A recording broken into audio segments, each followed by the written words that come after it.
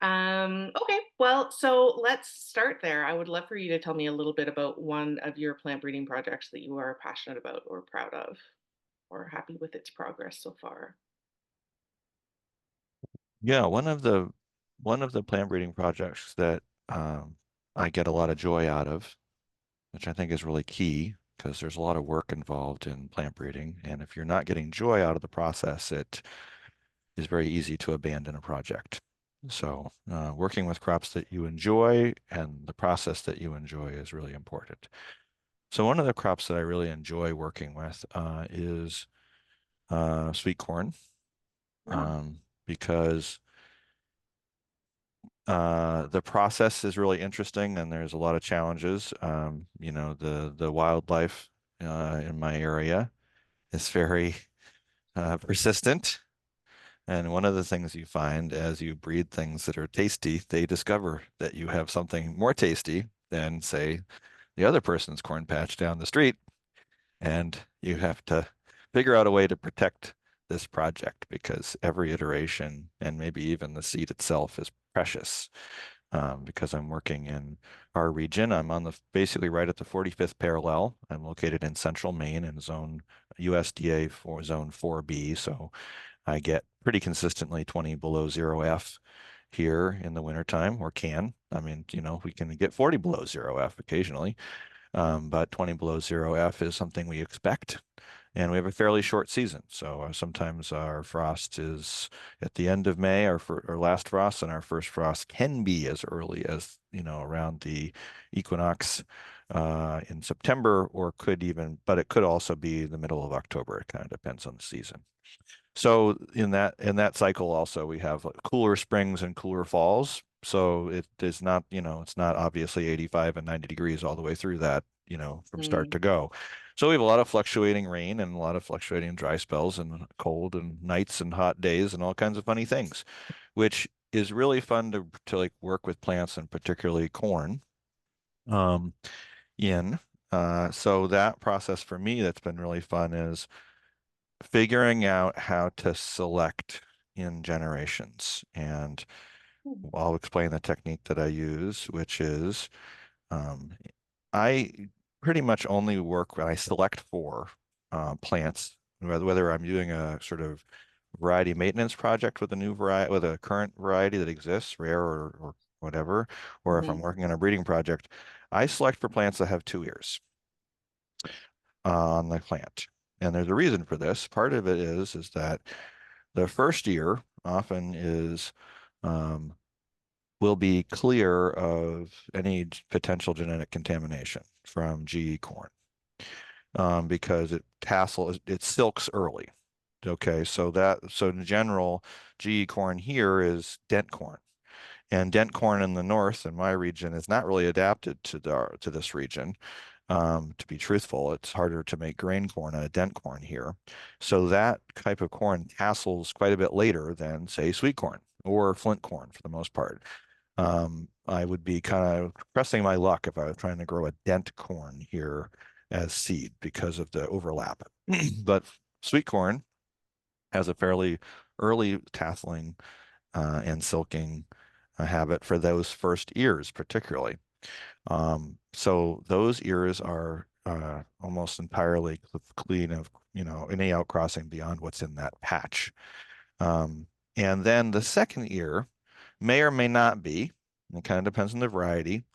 But I've learned to use the second ear as a judge of whether the first ear has the correct quality. So in many varieties, the second ear is slightly smaller, but is almost an exact clone of the first ear. And so when I'm evaluating the sweet corn plot, first I'm looking for, plants with two ears because I feel like that's, efficient use of nutrients, and I should expect that.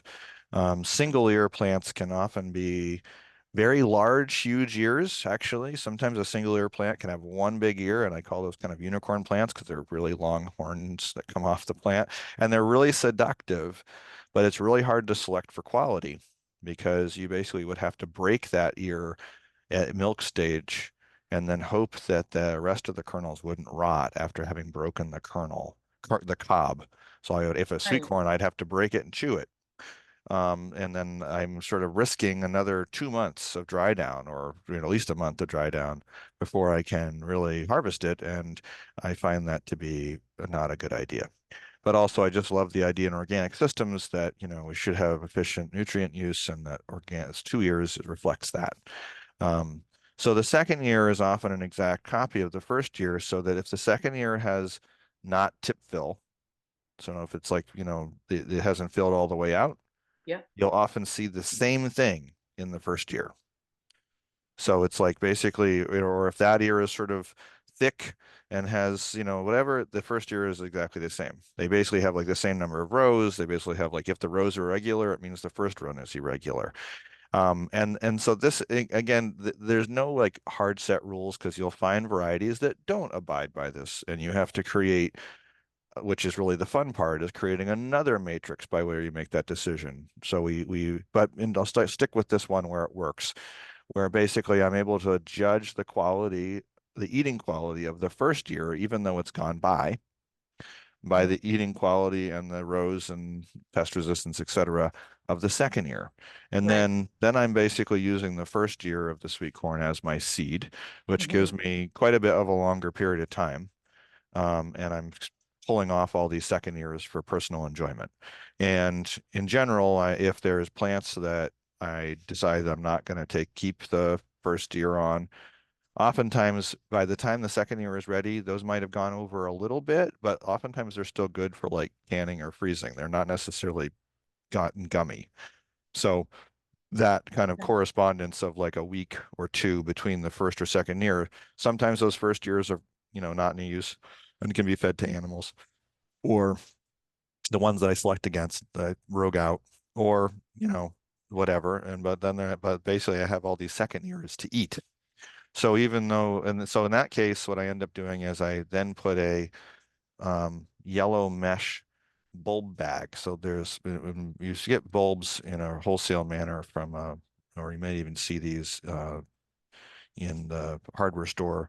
There's like these yellow, really fine mesh plastic bags. And I find that these are great to pull over that ear and do a little cinching. And it basically protects the ear from any kind of bird or squirrel for the most part. We've had some issues where the crows have learned to tear apart those bags a little bit, and it just kind of depends. Like they'll get one or two, and they can't quite get into the other, so it's more hit or miss, and I just adjust the bag.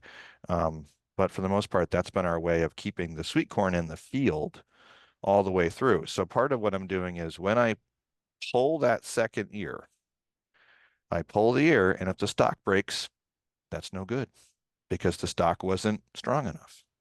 So I want a Oh, strong stalk, which tells right. me if I shouldn't have to hold on to the plant to pull the ear off. Now I can, but regardless, you want to be able to say this has a good sturdy plant. So just the harvesting process tells you something. Right. So if that plant breaks, even if the ear is yummy, you're basically bringing in weaker genetics. The next part of this for me is like there's always the flavor, the taste, the rose, blah, blah, blah. Those are all really, oh, does this taste good? The next part of this to me is actually the seed quality through this when it actually gets done to ripening. Mhm. And so what I want is a variety that not only produces excellent ears for eating, but I want a variety that can basically almost fully dry down in the field in my season. So I want sweet corn that has high seed quality. And in the seed trade, they'll call that producibility. So it doesn't mean producibility in the produce market. It means producibility in the seed.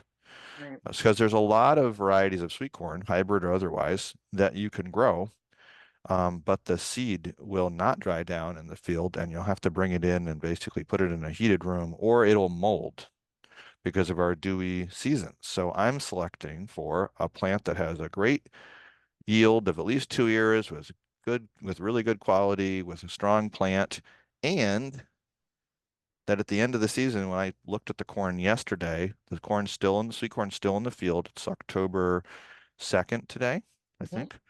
So we just looked at one batch of sweet corn, and we're still going to leave it in for another week. I usually leave it all the way up to frost as long as I can. Um, and it's doing just fine. Now, when I first started selecting it, there was more mold, and I've selected away towards, I throw those out. Any dried down seed corn ear that has mold, I just throw it out, or I just give it away or whatever. Sure. I don't save it for seed for the next generation. And so that has yielded plants that have really good seed quality and disease resistance. So there's a lot of things that we think we're doing when we're like salvaging a crop. We're like, oh, I got to get this crop, and geez, it's starting to mold. For me, the sign that something is molding, yes, there's extreme years, and I think that's a different story. But Mm, like recognizing that all the stages of seed and seed production are important to basically making selections off of. So when I go to that final ear and there's either something wrong with the ear or it's been compromised by diseases or it appears to be eaten by bugs, there's bugs going on. There's ears right next to it that are not eaten by bugs. yeah. So that ear that got eaten by bugs goes away, and we have to be willing. Part of plant breeding is this willingness to be observant of all these different stages in the plant's life. You can do a lot of selection just based upon seedling vigor in the tray of seedlings, or seedling vigor in terms of direct seeding. So you can do a lot of selection in that space. Out of what we're at right now with sort of the fourth or so generation of this plant breeding project, now I have stocks that do not blow over because of that whole thing of not only do the stocks have to stand up when I'm doing the harvesting, they have to stand up all the way through the ear ripening. Anything that falls over or gets bent, even if I have a seed ear on it, it doesn't go forward. So now I have these ears that you're like, these stalks that you're like, these are really strong. Yeah. By the way, that's my friend Donna who works with me, and she is doing some seed drying in we have this drying room. So we're working on that too. So this observant of these different overlapping parts of the plant is how you make progress. If you're just focused on flavor, Mm, you're going to get somewhere, but you're going to probably bring in a lot of other traits. And sometimes this means that you have a patch and you have 500 plants and you're only taking out 30 good ears or maybe 10 good ears. Because I think some folks get a little bit caught up in the selection part of this and they hear something where you need X number of plants for the next generation. What it means is you needed to have a population that crossed into those potential 10 plants. And then the next generation, you want to grow another 500. And so it's not about whether you take 500 ears out. It's about whether you have appropriate population to do the selection from. So it's harder if, say, you only have 20 plants and you're doing a selection. This is also one of the hurdles in plant breeding is number of plants. So uh, your ability to see what's going on, and corn in particular kind of requires a large garden plot of corn, in my opinion, to make a reasonable assessment of the population, whether this is variety maintenance or plant breeding. I want to see 300 to 500 plants at their best because I want to be able to evaluate the population. If I only had 50 plants, now sometimes you have to do that when that's all you have. You have yeah. 50 plants, you got to start there. But that's all just stop there because there's more weeds to get into. But that's just my favorite project is one of my favorite projects is sweet corn because of the length of season and seeing all these different stages and how really we've seen amazing progress in basically positive selection versus negative selection, the things we don't want versus the things we've chosen. It shows itself really clearly.